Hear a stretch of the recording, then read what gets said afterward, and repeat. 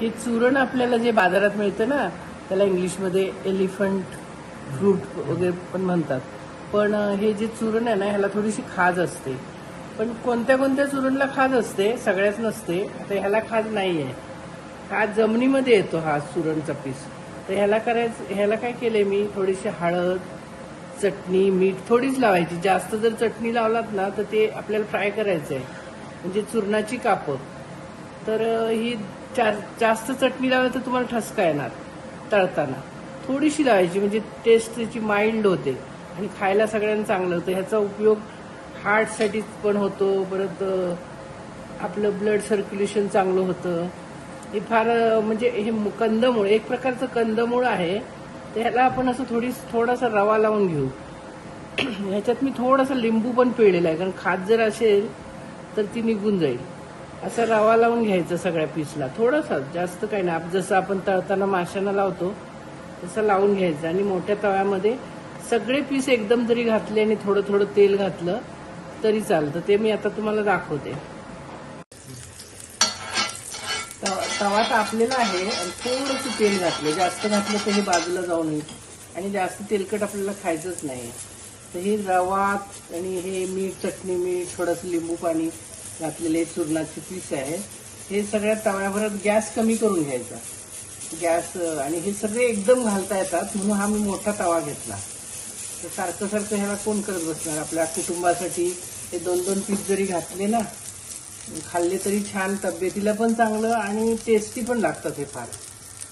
तर तशी चूरणाची भाजी पण छान होते. पण हे तळलेले जे थोडंसं फ्राय झाल्यामुळे लोकांना खायला, मुलांना फार आवडतं.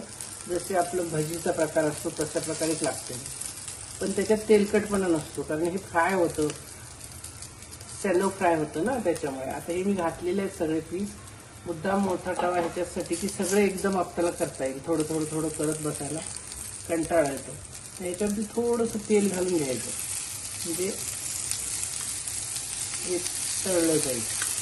तळलं म्हणजे डीप फ्राय होतं. आणि थोडासा गॅस जास्त मोठा नाही घ्यायचा. आता हे फ्राय थोडंसं लालसर झालं की ह्याला परतायचं. ते झालं का, हे थोडे फ्राय होत आलेत. थोडंसं ड्राय वाटतं म्हणून अजून थोडं तेल घालू याला आपण, अर्धा चमचा, 1 चमचा. आणि आता आपल्याला ह्या परतून बघायचं की हा झाला की आपली. तर हा झालेला आहे. ह्याला जर आपण आमसुलाचा कोळ जर घातला, म्हणजे ह्याच्याऐवजी, लिंबाच्या ऐवजी, तर तो लालसर, याचा कलर लालसर येतो. पण लिंबू असलं तरी चालतं. सगळ्यांकडेच काय आमसूलचा कोळ नसतो. आपण लिंबू घालून टाकायचं. मीठ, लिंबू, चटणी, हळद एवढंच आहे. आणि रवा थोडासा लावून मिक्स करून घ्यायचा. तर हे पीस असं थोडे थोडे झाले, एका बाजून झालेले आहे. आता हे कडेचे झालेले नाही आहे, तर आपण पहिले मधले करून घेऊ, ह्याला बाजूला ठेवू आणि बाकीचे हे मग कडेचे आत घालू, म्हणजे ते होऊन जाईल. आता ही दोन्हीकडून भाजलेली चूरणाची कापं तयार झालेली आहे.